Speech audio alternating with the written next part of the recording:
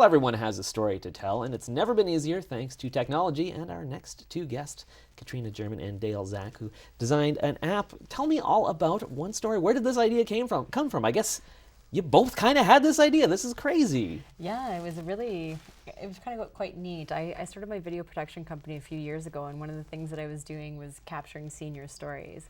And it was a really great process. A lot of seniors wanted them to share, their experiences with their families. Families really valued the videos, and it was something that it was just a really good experience. But the problem was it's expensive. Sure. And you have to not only capture the interview, but a lot of the editing, adding pictures, that sort of thing is a very expensive process. And there was only me and 5.7 million grandparents in Canada. And so just started, thinking about different ways of how can I possibly make this something that's scalable, that anybody can do, and also more cost effective, so that it's, something that actually, is achievable for most people, because I believe that every person has a story. And so my career took different paths. I moved into social media consulting, and also a bit of film and television.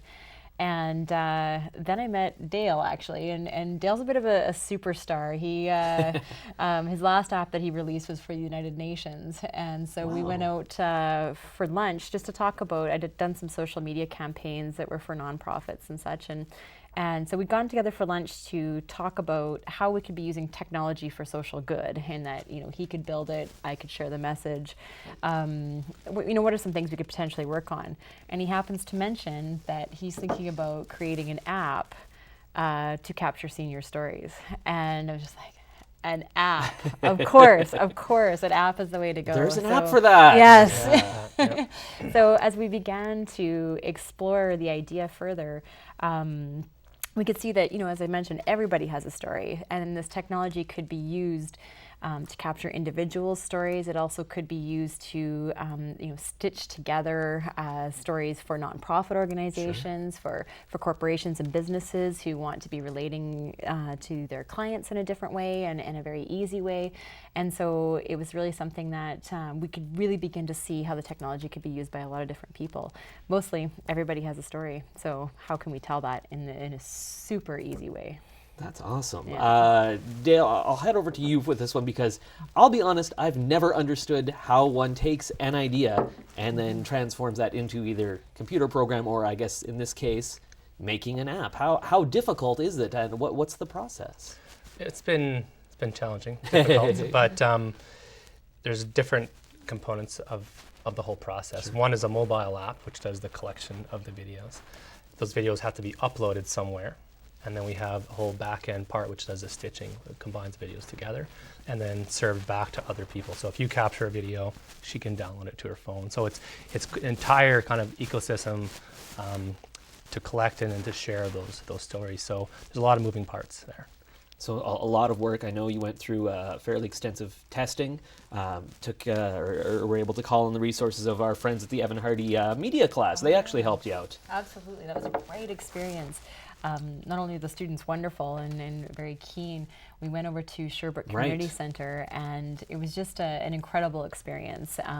We learned a lot about our technologies and ways to improve it, but most of all, we'd paired seniors and students together to capture the stories, and it really got to the point where, I would knock on the door and say, "Can we wrap this up in 5 minutes?" And the students would say no, because We're still talking. we're still talking. They were enjoying the experience so much, and seniors were, remembering stories that they hadn't remembered in a very long time.